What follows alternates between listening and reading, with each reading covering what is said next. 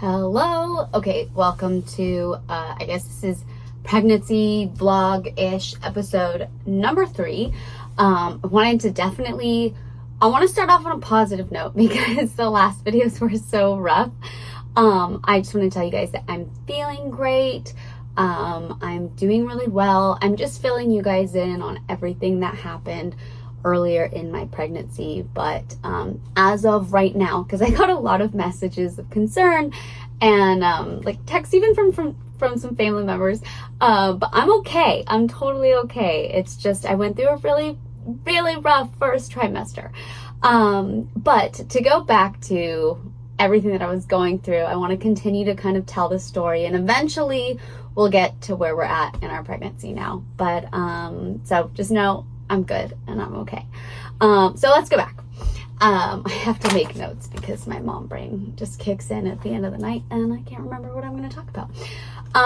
Okay, I talked about how I'm feeling now. What happened after my tear? Okay, so here's the thing. Obviously I found out I had this tear. I explained in the last video why I think I had it. I think the most frustrating part after this whole tear situation is that obviously I was recommended this time around to lay low on exercising. I'm a very active person. I love moving around. I love exercise. My body thrives off of that. And when I stop moving, I definitely feel my health take a toll when I'm not moving. So I was told to take it easy and that I could walk. So that's what I did. I just kind of started walking, and at least I wasn't on bed rest. So I was thankful for that.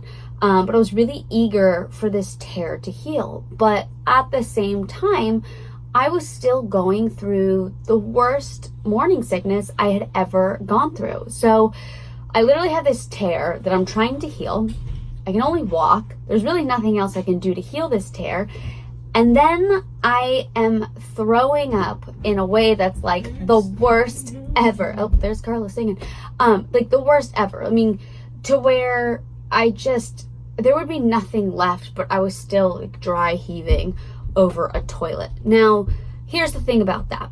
If anybody has gone through that, you know the kind of pressure that's putting on your stomach. You know the kind of pressure that's putting on your whole body.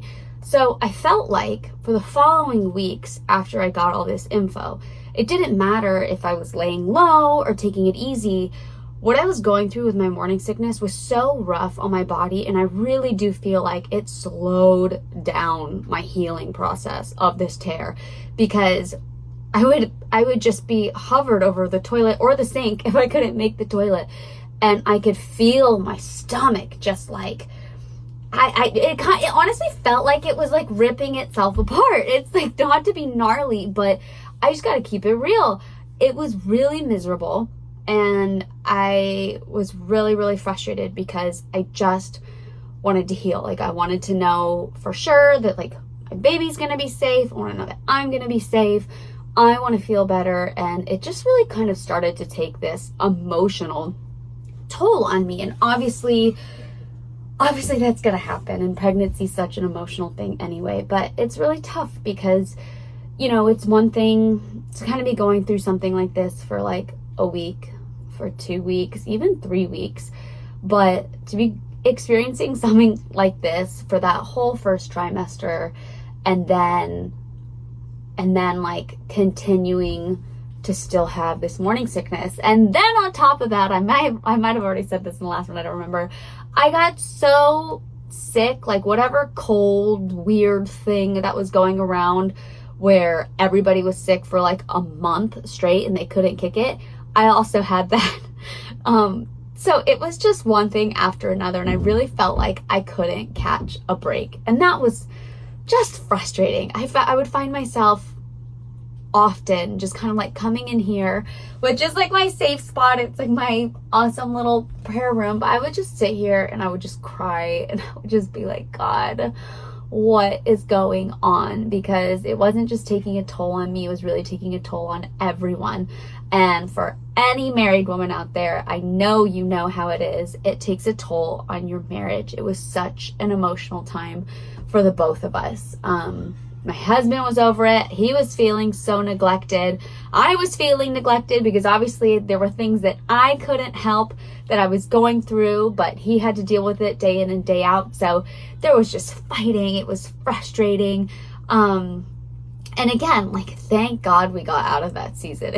It was hard, but those are the real things that we go through. And I just want to say out there, like, I don't know, and I know I've talked about this in the past, but pregnancy can just feel so lonely sometimes, like so lonely, because there's nothing anybody can really do for you in these situations. And as much as your husband wants to try to get it, as much as your kids want to try to be helpful and sweet, you know, nobody really gets it except other moms. And that's where community is so important. That's also where my faith has just really come into play, especially in this season. And you know, again, like, in the moment, obviously it sucks, and the same thing with, like, you know, with the bleeding and everything that happened, but being grateful for those trials, because you learn so much through them, you're stretched so much through them.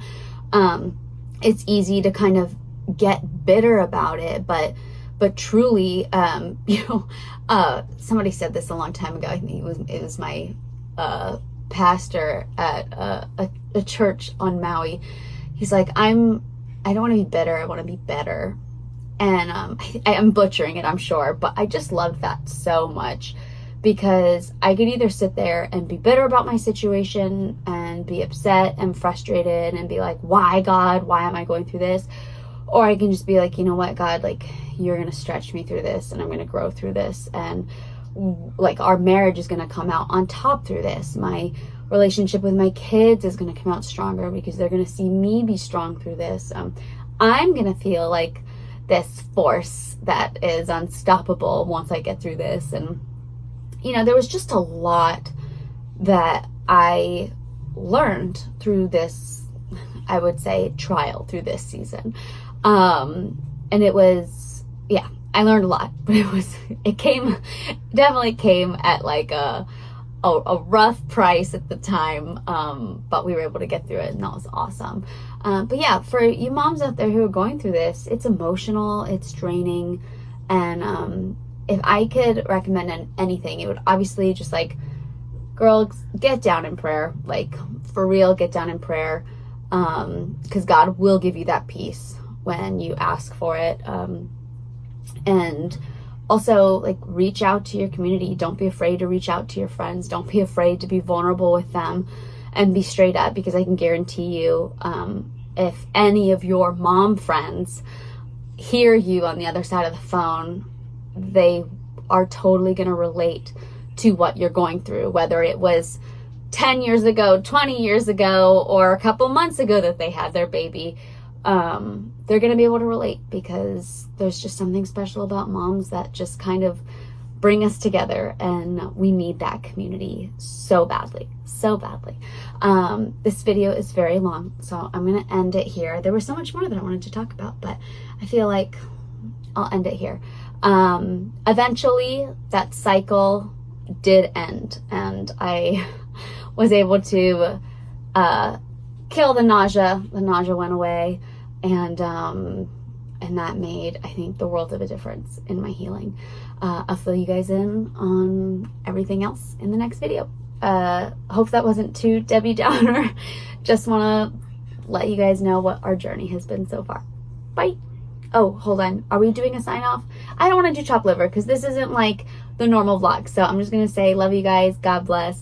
Comment below if you have any questions, or if you just want to share anything. This is a community, and I want us to share together. Love you guys.